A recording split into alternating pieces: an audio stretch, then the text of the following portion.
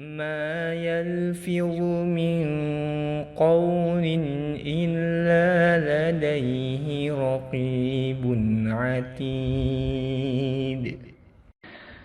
Tidak ada suatu kata yang diucapkannya, melainkan ada di sisinya malaikat pengawas yang selalu siap mencatat.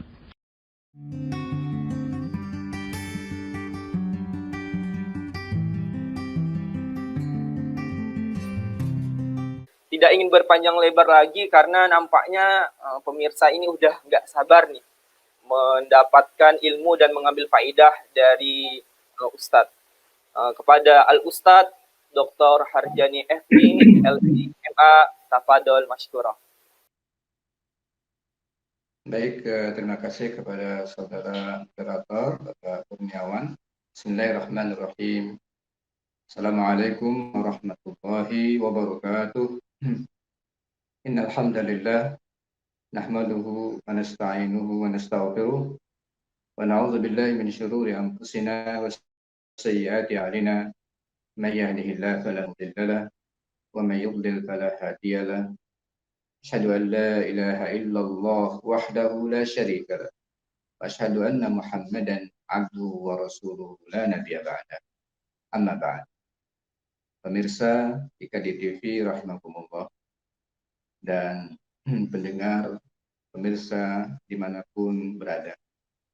Alhamdulillah hari ini Allah Subhanahu wa Ta'ala anugerahkan kepada kita nikmat sehatnya, nikmat sempatnya, sehingga kita dapat melaksanakan rencana yang sudah kita lakukan beberapa waktu yang lalu, adalah upaya untuk selalu menuntut ilmu selama bulan suci Ramadan. Kali ini menyambut bahwa bulan suci Ramadan adalah syahrul Ramadan alladzi unzila fihi al-Qur'an. Bulan Ramadan adalah bulan diturunkannya Al-Qur'an. Maka kita selain membaca Al-Qur'an ingin juga menghafalkan beberapa ayatnya dan ingin mendalami dan mengetahui makna-makna dan pesan-pesan Allah Subhanahu wa Ta'ala di dalam ayat-ayat Al-Quran tersebut. Kali ini kita akan belajar tentang surah Ar-Rahman. Kali ini kita akan belajar surah Ar-Rahman. Pemirsa rahimakumullah, surah Ar-Rahman dalam urutan Al-Quran adalah surah yang ke-55. Surah yang ke-55 dari Al-Quran. Kemudian ayatnya berjumlah 78. Ayatnya berjumlah 78. Kalau dilihat, surah ini diturunkan setelah surah Ar-Ra'd. Hadirin hadirat, pemirsa rahimakumullah, kalau kita ingin melihat penamaan surah ini, biasanya para ulama menyampaikan kepada kita bahwa dinamakan surah ini Ar-Rahman karena Allah Subhanahu wa Ta'ala menyebutkan kata ini, salah satunya terdapat dalam ayat yang ada di dalam Al-Quran. Dan untuk Ar-Rahman sendiri disebutkan oleh Allah Subhanahu wa Ta'ala dalam ayat pertama, ya, Ar-Rahman. Baik, pemirsa rahimakumullah, tadi kita sudah mendengarkan bacaan surah Ar-Rahman yang dibacakan oleh Ananda Yusuf Mubarak. Kali ini kita akan mengupas, kita akan belajar tentang makna-makna yang terkandung di dalam surah ini. Kita mulai. Bismillahirrahmanirrahim. Ar-Rahman, 'allamal Qur'an, khalaqal insan, 'allamahul bayan. Ar-Rahman, Allah yang Maha Pengasih, berasal dari kata-kata huruf Ra, Ha, dan Mim. Segala bentuk kebaikan dan kasih sayang Allah Subhanahu wa Ta'ala itu menggunakan unsur kata huruf dari ro, ha, dan mim. Tetapi ketika menggunakan istilah ro, ha, mim dengan ar-Rahman, ya, dengan ar-Rahman, sedikit berbeda dengan ketika menggunakan istilah ar-Rahim. Ya. Asal katanya sama, ro, ha, dan mim, ya, tapi ada yang ar-Rahman, ada yang ar-Rahim. Dan dua kata ini sangat familiar, ya, sangat biasa, akrab dengan telinga kita karena setiap hari kita membacanya. Bismillahirrahmanirrahim. Ada Ar-Rahman, ada Ar-Rahim. Hadirin hadirat rahimakumullah, secara umum, kata Ar-Rahman adalah rahmatullahi al-wasi'ah. Ya. Kata Ar-Rahman adalah rahmatullah al-wasi'ah. Rahmat Allah yang sangat luas, yang meliputi seluruh makhluknya. Itu Ar-Rahman. Dan Ar-Rahim adalah rahmatullah al-khassah. Rahmat Allah yang khusus, yang spesial, yang dianugerahkan kepada hamba-hamba yang dekat, hamba-hamba yang beriman kepada Allah Subhanahu wa taala. Jadi Ar-Rahman di sini adalah ya, kasih sayang Allah Subhanahu wa taala yang meliputi seluruh makhluknya. Nanti pernyataan ini, pendapat ini akan kita bisa buktikan kebenarannya lewat ayat-ayat yang akan kita pelajari pada kesempatan hari ini. Bagaimana Ar-Rahman itu adalah rahmatullahi al-wasi'ah, rahmat Allah Subhanahu wa taala yang sangat luas, yang meliputi seluruh makhluknya. Kemudian pernyataan ini juga akan dilanjutkan dengan ayat-ayat yang mendukung bagaimana Allah Subhanahu wa taala itu ya, Rahman. Bagaimana rahmat Allah Subhanahu wa taala itu sangat luas dan ya penting sekali untuk menjadi informasi buat kita. Setelah kita mengetahuinya, akhirnya kita internalisasi itu makna-makna rahmat Allah Subhanahu wa taala yang begitu besar itu, akhirnya mudah-mudahan muncul getaran di hati kita akan kebesaran Allah Subhanahu wa taala, akan kasih sayang Allah Subhanahu wa taala kepada kita, dan mudah-mudahan dari situ akan muncul rasa syukur kita kepada Allah Subhanahu wa taala. Pemirsa, hadirin hadirat rahimakumullah, selanjutnya Allah berfirman, "Allamal Qur'an." Allamal Qur'an. Allah lah yang Rahman itu yang telah mengajarkan Al-Qur'an. Allah lah, ya Allah yang Rahman itu yang mengajarkan Al-Qur'an.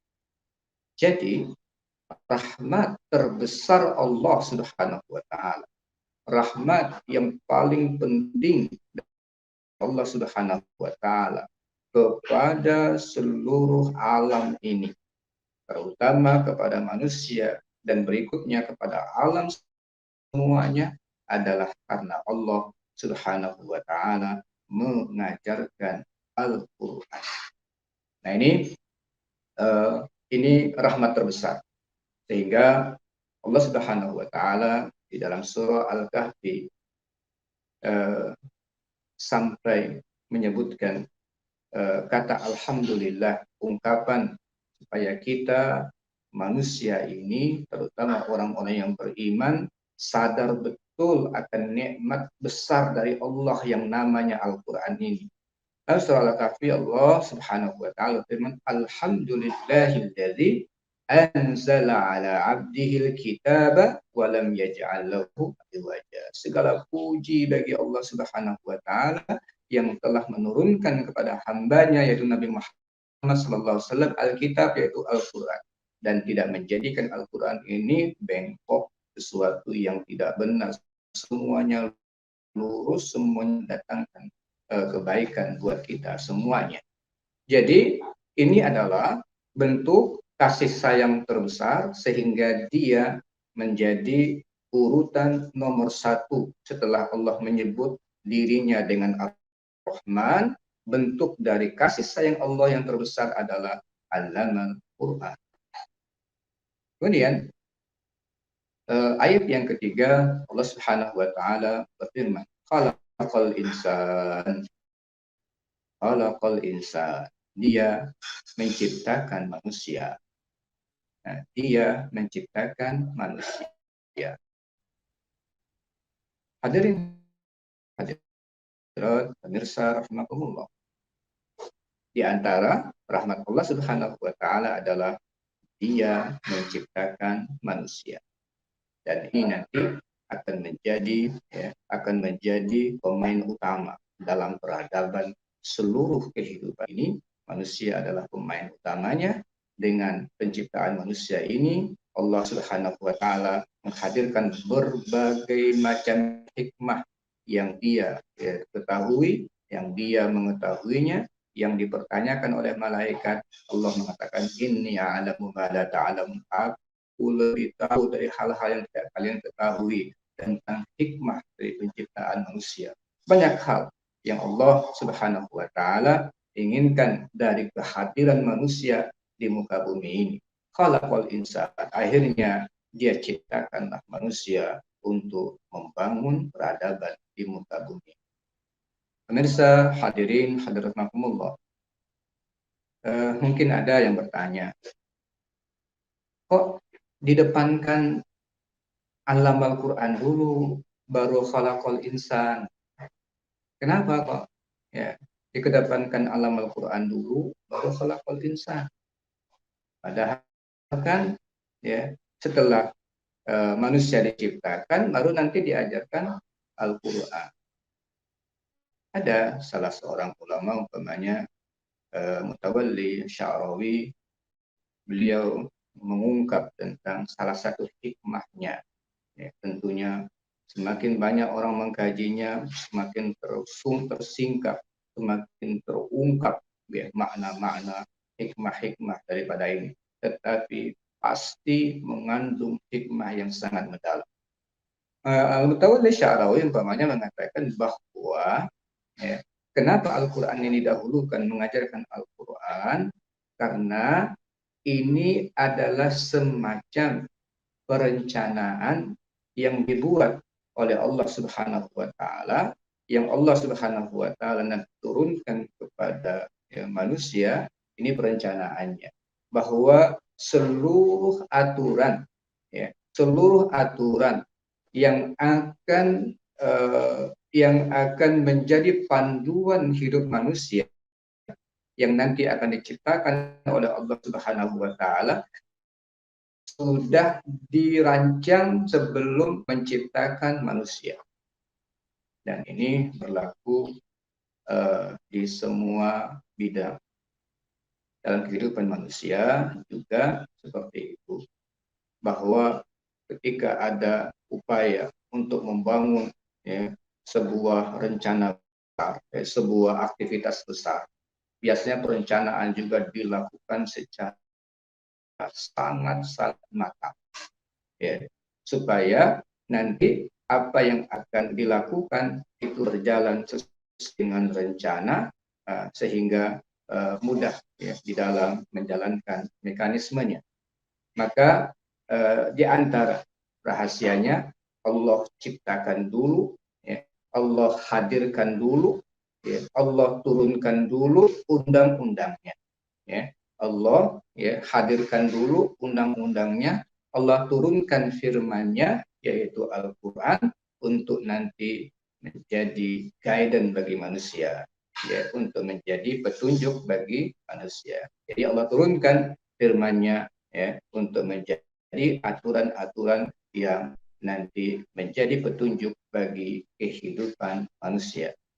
Sebab itulah Allah Subhanahu wa taala berfirman, Alif Lam Mim, dzalikal kitabu la raiba fihi hudal lil muttaqin. Ya, dia akan menjadi petunjuk bagi orang yang bertakwa Syahrul Ramadan alladzi unzila fihi al-Qur'an hudan linnas. Bulan Ramadan, bulan diturunkannya Al-Qur'an, jadi petunjuk bagi manusia. Jadi jauh sebelum sebelum nanti manusia diciptakan, maka dibuatlah aturan-aturan yang akan menjadi petunjuk bagi kehidupan manusia. Nah, ini disebutkan seperti itu, akan ada yang mengatakan bahwa keberadaan manusia tidak akan ada artinya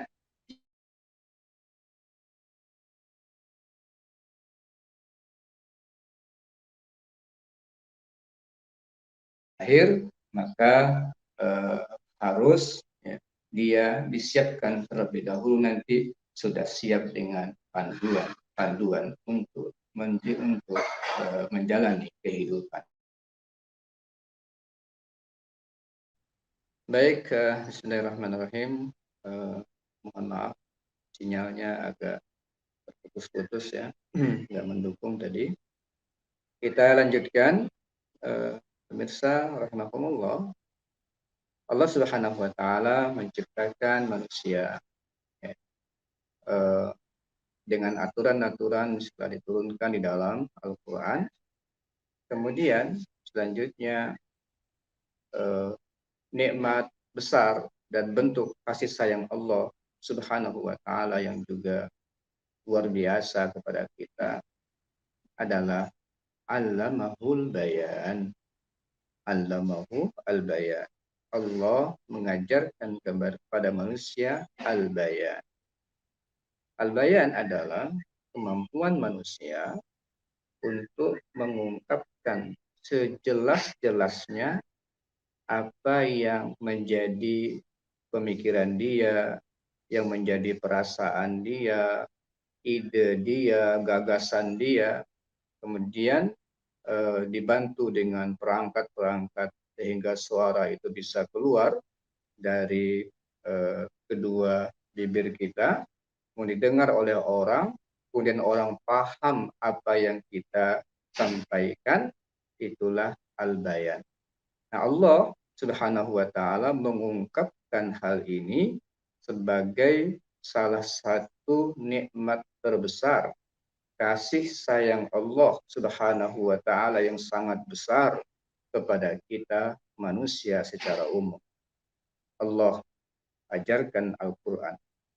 Allah ciptakan manusia, kemudian Allah ajarkan kepada manusia bagaimana cara untuk berkomunikasi, bagaimana cara untuk menjelaskan apa yang menjadi perasaan mereka, apa yang menjadi ide mereka, apa yang ada pada gagasan mereka, terutama apa yang terdapat di dalam Al-Quran. Ya. Bagaimana caranya supaya kita mampu untuk menjelaskan kepada orang lain ya apa-apa yang terdapat di dalam Al-Quran, sehingga tujuan hidup ini menjadi jelas, orang menjadi tahu sebenarnya tujuan hidup itu seperti apa. Nah, ini nikmat yang sangat besar pada manusia, sehingga unsur-unsur terbentuknya peradaban dengan cara yang pertama, ada aturan yang dibuat.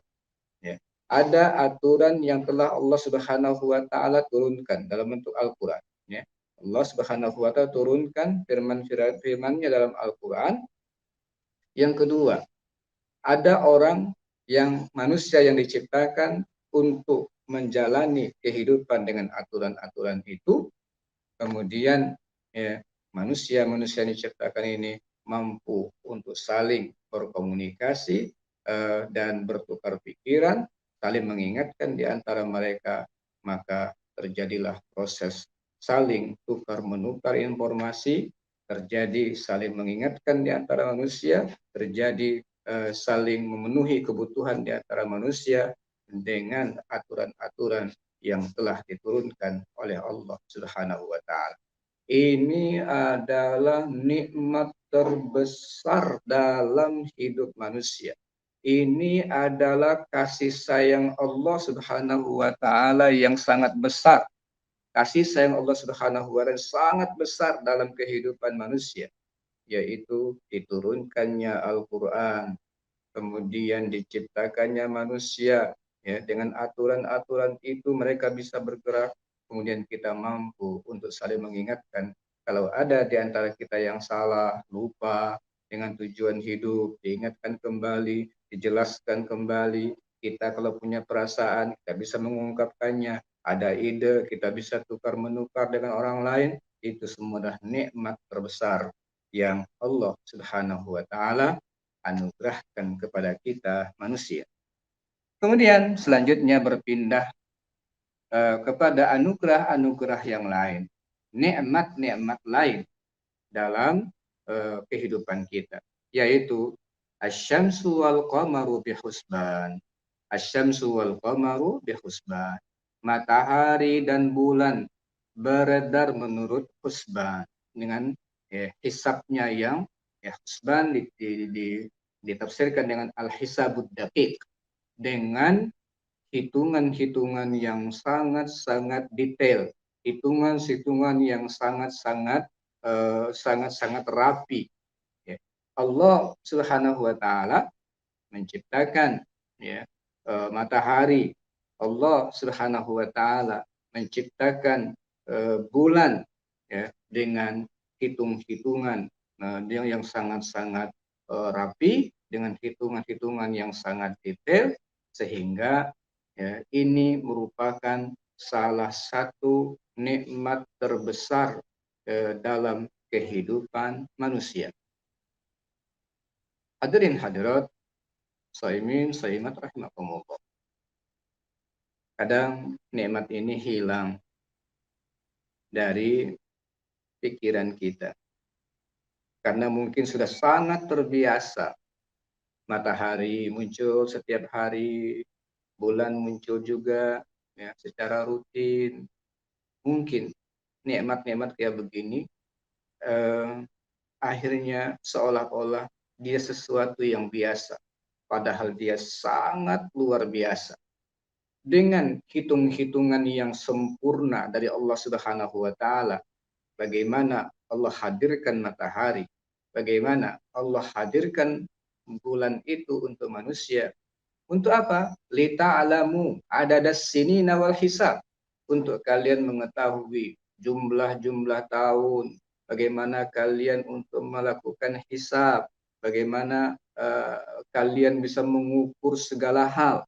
Itu karena pendekatan kita adalah mengukur tahun, mengukur pendekatan sesuatu dengan bulan, mengukur pendekatan dengan hari, satu tahun berapa hari, satu bulan berapa hari. Yang Allah berikan kepada kita itu munculnya, peredarannya bulan, peredarannya matahari itu betul-betul dengan hitungan yang sangat-sangat rapi dan tidak pernah meleset. Ya. Dia berputar begitu rapi, dia bergerak begitu rapi, dan waktu-waktunya tidak pernah melenceng, tidak pernah meleset, sehingga dengan cara begitu manusia bisa menentukan kapan mau begini, kapan mau begini, berapa lama waktunya. Perencanaan-perencanaan itu bisa dibuat oleh manusia karena Allah menciptakan langit, Allah menciptakan matahari, Allah menciptakan bulan dengan perhitungan-perhitungan yang sangat-sangat sangat-sangat sempurna. Dan pemirsa rahimakumullah, disitulah Allah mengajarkan kepada kita pembagian itu menjadi, ya, menjadi cara kita untuk membantu kita melakukan atau membangun peradaban. Inna iddatash syuhuri 'indallahi 12 syahran fi kitabillah yauma khalaqas samawati wal ardh. Sungguhnya bilangan bulan-bulan di sisi Allah Subhanahu wa taala adalah 12 sejak Allah menciptakan langit dan bumi.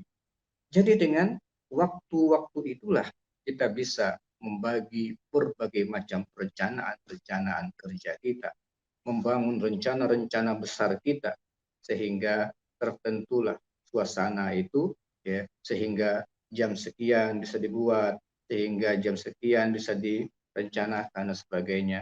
Ini adalah nikmat besar yang Allah Subhanahu wa taala anugerahkan kepada kita.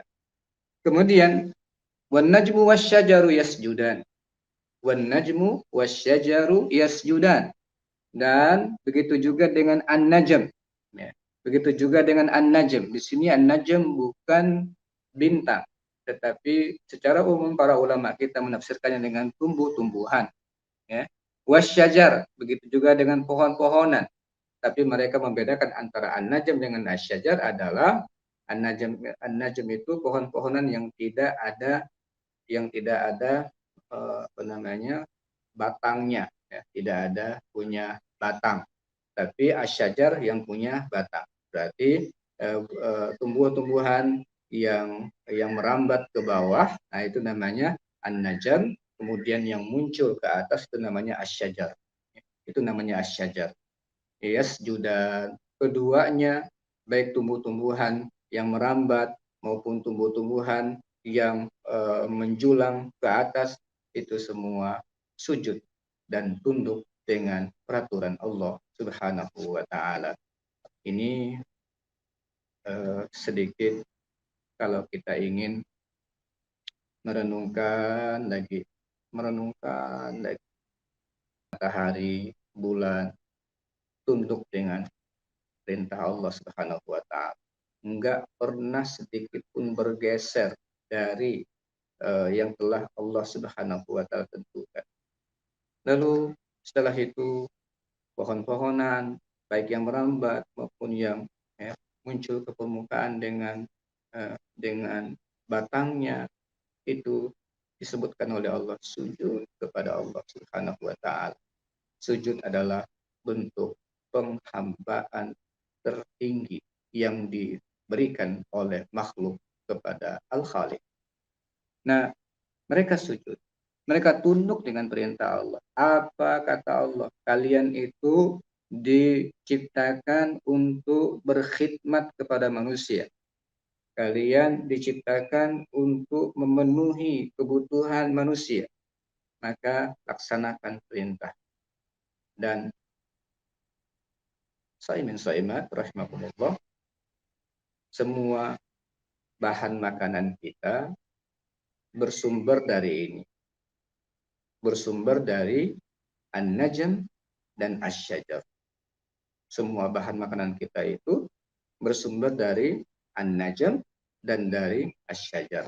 Yang tunduk kepada perintah Allah Subhanahu wa taala sehingga ya kehadiran mereka itu betul-betul mendatangkan kenyamanan bagi kehidupan manusia untuk melanjutkan tugas mereka untuk mengatur bumi ini dengan aturan-aturan yang telah diturunkan oleh Allah Subhanahu wa taala.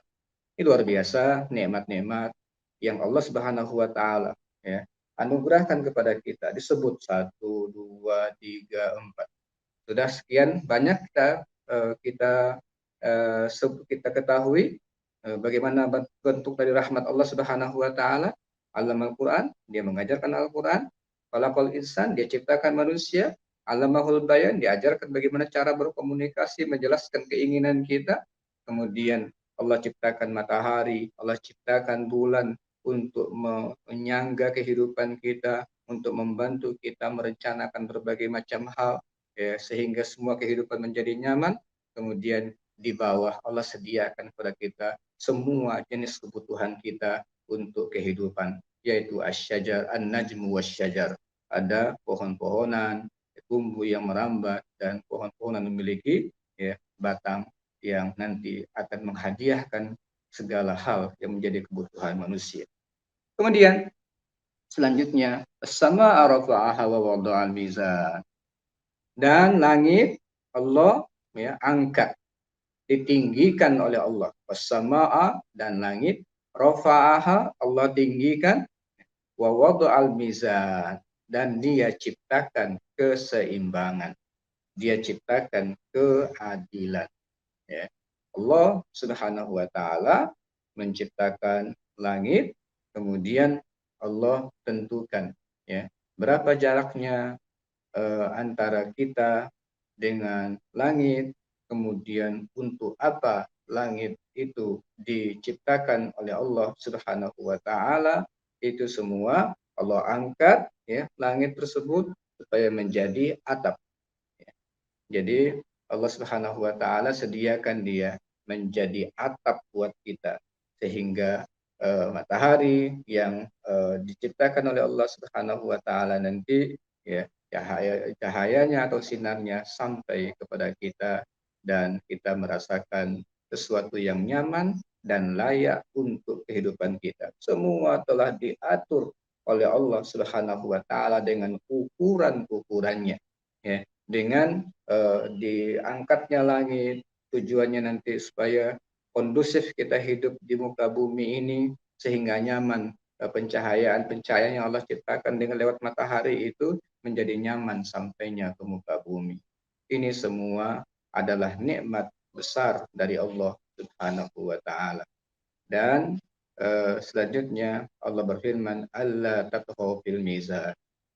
Kalau Allah Subhanahu wa taala telah menciptakan segala hal dengan timbangan-timbangannya, Allah berikan keseimbangan dalam segala hal, semuanya dengan keseimbangan yang sempurna, semua dengan ukuran-ukuran yang sangat-sangat sempurna.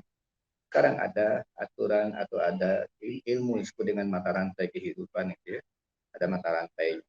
Nah, semua itu kalau ada satu saja, ya, siklus kehidupan yang hilang di tengah-tengah manusia ini, akan terjadi ketidakseimbangan dalam kehidupan. Karena Allah Subhanahu wa taala mengatur berapa kadar air, ya, berapa di daratan seperti ini, berapa jumlah tumbuh-tumbuhan seperti ini, berapa jumlah binatang dalam spesies ini, berapa, ya, kadar-kadarnya sudah ditentukan oleh Allah. Makanya orang belajar seperti kimia itu betul-betul tahu bagaimana partikel, ya, bagaimana nanti unsur-unsur itu ketika dia bersatu seperti ini akan membentuk seperti ini. Itu semuanya ada aturan-aturan yang kalau keseimbangan ini rusak, ya, dan biasanya manusia yang merusaknya, ini akan terjadi ketidaknyamanan hidup kita. Oleh sebab itu Allah berfirman, "Alla tatghaw fil mizan." Jangan kalian merusak keseimbangan itu. Jangan kalian merusak keseimbangan itu. Ya. Allah Subhanahu wa taala ciptakan semuanya dengan keseimbangan, dengan ukuran-ukuran yang sudah sangat sempurna. Ya. Kadar air seperti ini, ya, kadar udara seperti ini, kemudian nanti bagaimana Allah menciptakan hujan, kemudian turun ke bumi, kemudian sampai di mana nanti turunnya air di dalam tanah itu telah ditentukan oleh Allah Subhanahu wa taala.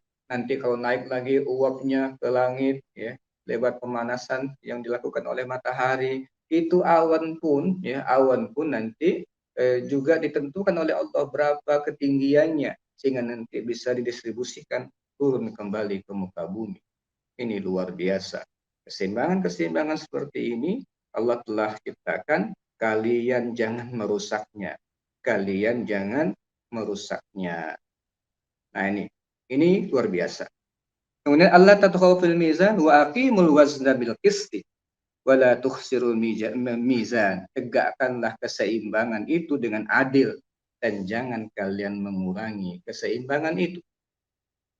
Di antaranya ayat ini terkait dengan ukuran-ukuran dalam kehidupan kita. Kita pun alhamdulillah diajarkan oleh Allah Subhanahu wa taala cara mengukur seperti itu, dan kita pun alhamdulillah dalam kehidupan Allah Subhanahu wa taala perintahkan kita untuk melakukan sesuatu agar semua kehidupan menjadi nyaman. Itu ada ukuran-ukurannya. Ya, kita bertransaksi ada aturan-aturannya, ada ukuran-ukurannya sehingga hidup kita menjadi nyaman untuk transaksi di antara sesama manusia. Dirikan itu, ya, sehingga Allah Subhanahu wa taala sangat tidak suka dan mengatakan orang yang curang dalam ukuran-ukuran, dalam timbangan-timbangan itu sebagai wail. Wailul lil mutaffifin. Celaka orang-orang yang curang itu dalam mengukur, di dalam menimbang, dalam melakukan kecurangan-kecurangan. Ya, aku telah melakukannya dengan kesempurnaan, semuanya dengan ukuran-ukuran yang sudah tentu. Ketika itu ya terjadi kerusakan, akan terjadi ketidakseimbangan dan ketidaknyamanan hidup. Begitu juga dengan kalian, hiduplah dengan aturan-aturan, dengan timbangan-timbangan yang adil, sehingga kalian hidup juga dengan nyaman. Wa aqimul wazna bil qisti wa la tukhsirul mizan. Wal arda wada'aha lil anam. Dan bumi kami sediakan khusus untuk manusia. Bumi kami sediakan ini untuk manusia, menjadi hidupnya manusia ini. Dihadiahkan, dibentangkan untuk makhluknya. Bumi disediakan untuk makhluknya. Makhluk-makhluk yang lain, ya, binatang-binatang adalah penopang kehidupan buat kita manusia. Nah, Allah sediakan. Memang bumilah ya yang paling cocok untuk kita manusia hidup. Ya. Maka Allah sediakan betul bumi ini, wal arda wada'aha lil anam. Ya, karena dia diperuntukkan buat kenyamanan hidup kita yang telah diciptakannya, maka Allah Subhanahu wa taala berikan kepada kita berbagai macam kebutuhan-kebutuhan. Fiha fakihatun. Di dalamnya, ya, di muka bumi ini ada fakihah. Ada berbagai macam buah-buahan. Fiha fakihah. Wan nakhlu. Ada pohon kurma yang akan menghasilkan kurma-kurma. Zatul akmam. Yang yang mempunyai kelopak mayang. Yang memiliki kelopak mayang. Nah, ini semua adalah nikmat Allah Subhanahu wa taala. Diakan bumi untuk kita bertempat tinggal, disediakan berbagai macam kebutuhan untuk kita bisa hidup eksis di muka buminya, dan disebutkan di antaranya adalah buah-buahan, ya, berbagai macam buah-buahan. Kemudian disebutkan secara khusus adalah an-nakhl, pohon kurma yang akan nanti menghasilkan berbagai macam jenis kurma-kurma yang sangat bermanfaat bagi kehidupan manusia. Kemudian di antaranya juga yang Allah sediakan adalah wal habbuzul asfi war raihan. Begitu juga di dalamnya, di muka bumi ini ada biji-bijian yang berkulit dan bunga-bunga yang harum baunya. Semua ada ya bentuknya seperti tadi Allah mulai sebutkan berbagai macam nikmatnya ini. Ada biji-bijian yang dengan itu menjadi bahan makanan pokok kita, ya, bahan makanan pokok kita yang ya, disimpan oleh Allah Subhanahu wa taala, diberikan kulit sehingga kulit itu menjaga kualitas yang akan kita makan. Ini luar biasa. Ini kadang-kadang muncul, kadang-kadang hilang, ya. Apalagi kita yang kadang-kadang serba seolah-olah instan, ya, tidak pernah lagi berpikir bagaimana Allah menghadirkan nikmatnya ini. Kita taunya makan, padahal ya setiap biji-bijian itu Allah kasih kulit, jaga isinya di dalam untuk kita makan, ya. Itu dijaga betul oleh Allah. Bagaimana lahirnya kulit itu sudah hampir nggak pernah kita pikirkan. Itu semua adalah nikmat Allah Subhanahu wa taala. Nah, sejak ayat ke-13 Allah Subhanahu wa taala mengingatkan kita, "Fabi ayyi ala'i rabbikuma tukadziban?" Maka nikmat Tuhanmu yang manakah yang kalian dustakan? Maka nikmat Tuhanmu yang manakah yang kalian dustakan? Hadirin hadirahumullah, ini harus kita renungkan terus, ya. Harus kita renungkan terus. Sekian deret tadi nikmat-nikmat Allah Subhanahu wa taala yang menjadi ya bagian daripada rahmat Allah Subhanahu wa taala yang sangat mungkin hilang dari peredaran, dari pemikiran kita, itu nikmat. Nah, kita nggak mungkin untuk mensyukuri nikmat Allah Subhanahu wa Ta'ala kalau kita sudah tidak lagi merasakan bahwa itu adalah nikmat. Kita baru bisa merasakan nikmat manakala kalau kita tahu bahwa itu adalah nikmat. Maka Allah Subhanahu wa Ta'ala hadirkan kembali berbagai macam nikmatnya itu supaya kita bisa mensyukuri nikmat Allah Subhanahu wa Ta'ala. فَبِأَيِّ آلَاءِ رَبِّكُمَا تُكَذِّبَانِ. Kata-kata ini atau ayat seperti ini Allah ulang sampai 31 kali di dalam surah Ar-Rahman. Allah ulang sampai 31 kali dalam surah Ar-Rahman. Untuk apa? Itulah ya betapa sangat mungkin tumpulnya sensitivitas kita terhadap nikmat. Ya. Tumpulnya rasa ya, rasa di hati kita untuk mengapresiasi nikmat Allah Subhanahu wa Ta'ala diulang-ulang ya, itu dalam rangka untuk menajamkan kembali, untuk mengasah kembali rasa syukur kita kepada Allah Subhanahu wa Ta'ala. Sebab itulah disebutkan berbagai macam nikmat. Dan setiap kali, ini kaidahnya, setiap kali Allah menyatakan fabi ayyi ala'i rabbikuma tukadziban, berarti sebelumnya itu adalah nikmat besar yang perlu untuk kita asah dalam hati kita agar kita bisa nanti mensyukuri, banyak bersyukur kepada Allah Subhanahu wa Ta'ala. Berikutnya Allah berfirman khalaqal insana min salsalin kal fakhar. Dia menciptakan manusia dari tanah kering seperti tembikar. Dia menciptakan manusia dari tanah kering seperti tembikar. Saimin Saimat rahimahumullah tentang tahapan-tahapan, fase-fase penciptaan manusia di dalam Al-Quran memang disebutkan beberapa istilah. Ada turab disebutkan, ada tinin lazib, ya, ada hamaim masnun disebutkan di dalam Al-Quran. Di antaranya adalah salsal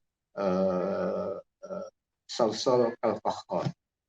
Ini semua sebenarnya tidak saling bertolak belakang antara satu istri dengan istri lain, tapi dia adalah fase-fase kehidupan manusia, penciptaan manusia pertama yaitu Adam alaihissalam. Dari sejak turab, ya, turab ini nanti akan berubah menjadi tin, gitu ya. Ini ada berubah, ada fase-fasenya. Nanti dia menjadi tanah yang lazim, yang punya seperti perekat, gitu ya.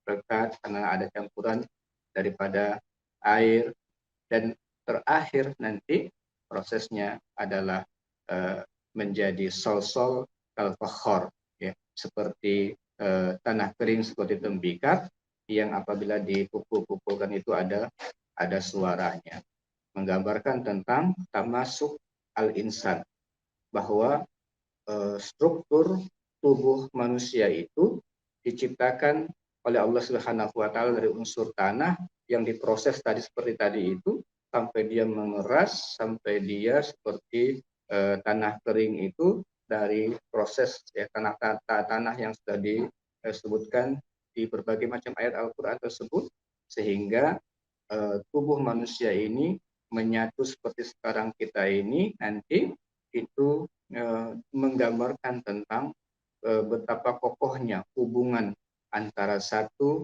dan lainnya yang tak bisa terpisahkan lagi dalam tubuh manusia ini, tapi sebenarnya dia adalah unsur-unsur yang sangat banyak ya, dalam tubuh manusia yang sampai hari ini tetap menjadi rahasia besar, ya, bahwa man and the unknown, bahwa an-nas huwa al-majhul. Ada buku yang mengatakan bahwa rahasia yang masih belum terpecahkan dalam diri manusia itu masih sangat banyak, ya, tapi intinya dia adalah unsur yang berasal daripada tanah, dan ini adalah nikmat besar dari Allah Subhanahu wa taala, bagaimana Allah menciptakan kita, proses penciptaan kita sehingga menjadi manusia yang menjadi makhluk yang paling sempurna, menjadi makhluk yang paling sempurna di muka bumi ini.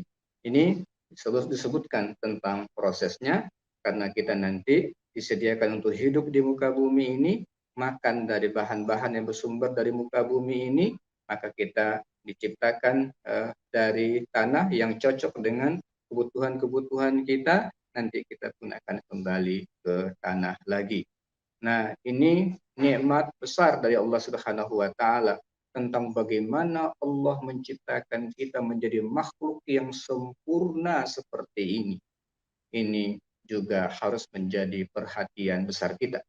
Kemudian wa khalaqal janna min marijim min nar. Sebaliknya, ada makhluk lain, yaitu jin, Allah ciptakan dari nyala api tanpa asap.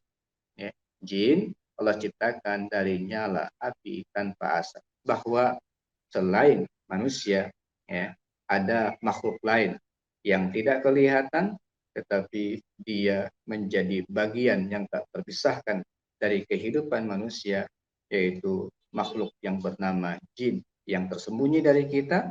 Disebut dengan jin juga karena sesuatu itu janna ya junnu, artinya adalah sesuatu yang tak kelihatan, yang tersembunyi. Jadi dengan nikmat Allah Subhanahu wa taala, makhluk yang bernama jin ini disembunyikan dari penglihatan kita supaya kita hidup menjadi nyaman, tapi kita harus tahu bahwa dia ada dan keberadaannya itu penting untuk kita ketahui bagaimana aturan-aturan kita nanti untuk berinteraksi, bagaimana aturan-aturan kita dengan makhluk yang tidak kelihatan seperti ini. Ini adalah nikmat-nikmat yang Allah Subhanahu wa taala anugerahkan kepada kita. Asal itu Allah ulangi lagi, fa bi ayyi ala'i rabbikuma tukadziban. Ketika kita tahu bagaimana kita diciptakan, maka kita syukuri betul dengan cara memahami tentang struktur tubuh kita ini, kemudian bagaimana kita mensyukurinya dengan cara memanfaatkan nikmat Allah Subhanahu wa taala dengan kesempurnaan diri kita ini untuk dipelihara dengan sebaik-baiknya. Kemudian Allah Subhanahu wa taala berfirman, Rabbul Masyriqaini wa Rabbul Maghribain. Di antara nikmat besar Allah Subhanahu wa taala adalah Dia adalah Tuhan pemilik, ya, Dia adalah Tuhan yang memelihara dua timur dan dua barat. Ya. Allah Subhanahu wa taala Tuhan yang memelihara dua timur dan Tuhan yang memelihara dua barat. Secara umum artinya adalah bahwa dalam Al-Quran adalah Rabbul Masyriqi wal Maghribi la ilaha illahu fattakhidhu wakila. Ya, ada Tuhan timur, Tuhan pemelihara arah timur, Tuhan pemelihara arah barat. Kemudian Rabbul Masyriqi wal Maghrib juga ada. Ya, Tuhan pemilik arah timur ya, secara umum dan barat secara umum.